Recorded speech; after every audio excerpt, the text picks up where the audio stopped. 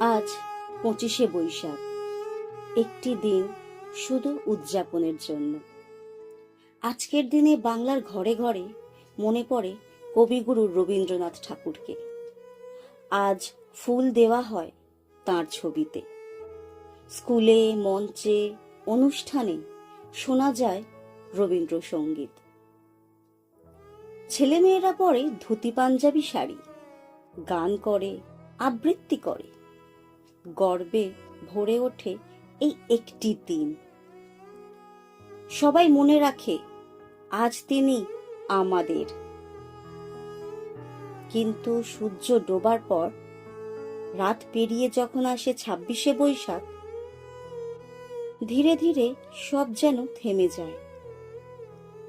ফুলগুলো শুকিয়ে যায়, গানগুলো যেন চুপ হয়ে যায়। উৎসবের আলোগুলো কেউ যেন নিভিয়ে দিয়ে চলে যায়, যেন তিনি শুধু একটি দিনের অতিথি। বাকি সময়টা অতীতের পাতায় হারিয়ে যান তিনি। তবুও প্রশ্ন থেকে যায়, আমরা কি সত্যিই তাকে মনে রাখি, নাকি শুধু দিনটাকে?